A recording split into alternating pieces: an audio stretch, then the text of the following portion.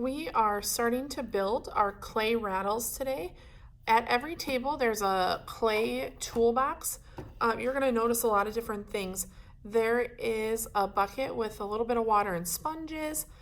Some texture tools are down here. Marker lids and Legos are great for texture. You have some clay tools. These are called loop tools, and then there's just wooden tools and 2 pencils and 2 popsicle sticks. And then these cups also have water and toothbrushes. This is what we use to score and slip. And so we're going to use these a lot to attach our clay pieces together. There's 2 cups. You can go ahead and take them out and share with the person across from you or next to you. I'm going to go ahead. I'm actually going to take one out.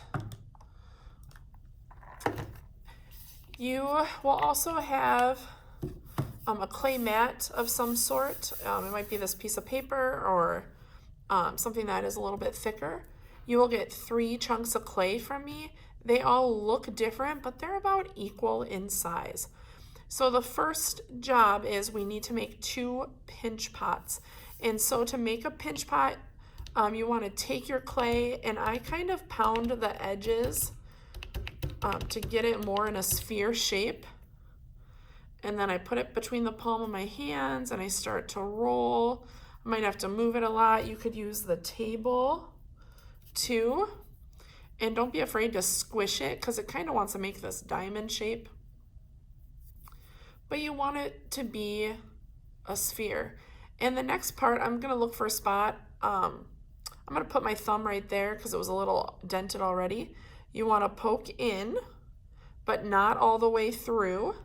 And then using your thumb and these 4 fingers, you want to pinch and turn, pinch and turn. And as I'm doing that, pinching and turning, I can get my other thumb in there. This is making a pinch pot. Now you can see my edges. They're not too thin. They should be about the width of your pinky. That looks pretty good. I'm going to tip it over and kind of just flatten it. Then I can really see it maybe is a little thick over here, so I need to pinch. And then that one's good. I'm going to leave it. Don't worry about all these little marks. You can definitely smooth it out in a little bit. Now, I want to make another pinch pot roughly the same size, so I'm going to use this piece of clay. Going through those same steps. And we talked about pinch pots are typically done in 1st grade, so you have probably done this before. It looks about the same. I'm going to tap that too. I'm just going to see how they'll attach. It's not perfect, but it looks pretty good. And so before, this part's big, before I attach them, this is when I need to put my beads on the inside so that it makes noise. So to do that, you need just a little chunk of this. I'm just going to rip it with my fingers. And you're going to need a little bit of paper towel, dry paper towel. And I think about 4 or 5 beads is fine. Ooh, that clay is really wet, so we're gonna let that dry a little. Grab a little off the other end. And the beads are gonna be about the size of like a pea. And you just wanna roll them.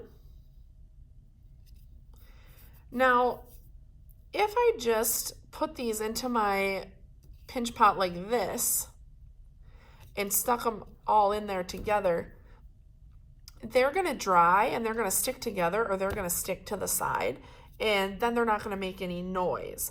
So as I'm rolling them, I want to just gently wrap them in paper towel so that they're not touching one another, and then gently set them in there. You don't need to squish them in because that will also make them stick. You just want to gently set them in there. 1, 2, 3, 4. Yeah, I think I'm just going to do 5. Now the thing is, in the kiln, this paper towel will just burn out. and it'll leave the beads behind fully baked. And one more little piece. All right, that's ready. Now our next step is we want to attach these. Now it's pretty common to think that I can just stick them together and smooth them and they will stay. But in the kiln, when they start to dry and bake, they'll actually fall apart. You have to score and slip. And our toothbrush is doing both for us. We're gonna score with the bristles. So I'm gonna gently, you're roughing up the edges. I don't have to go very hard. I'm roughing up the edges, and it's also getting it wet while I do that, which is the slip part. So I don't need to put any more water on here, but I don't know if you can see, we roughed it up a little bit, and then I'm going to stick it together. And when I stick it together, I want to push a little, and then I kind of turn it and kind of get it on there snug. I always like to think of scoring as slipping like Velcro and how you're sticking it together. I still want to be gentle because I still want this to be a sphere.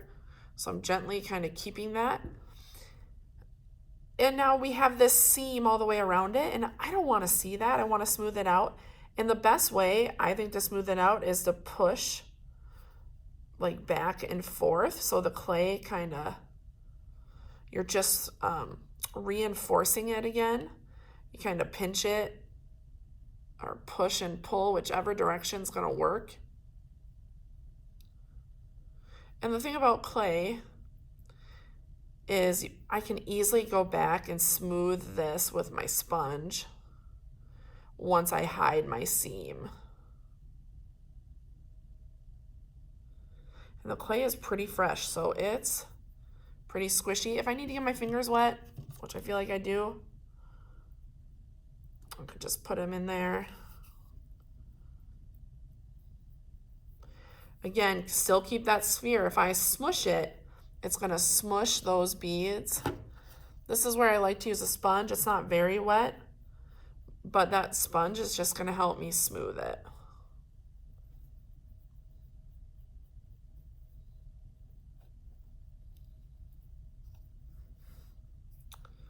All right, this is as far as you are gonna get on this first day, is making this sphere.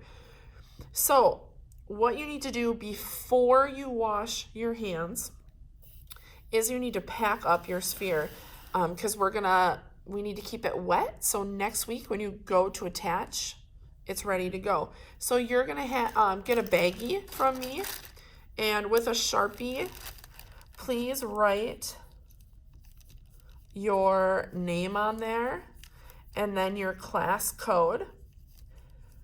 We are reusing these bags, so if there's already a name on it, just cross it out and write your name.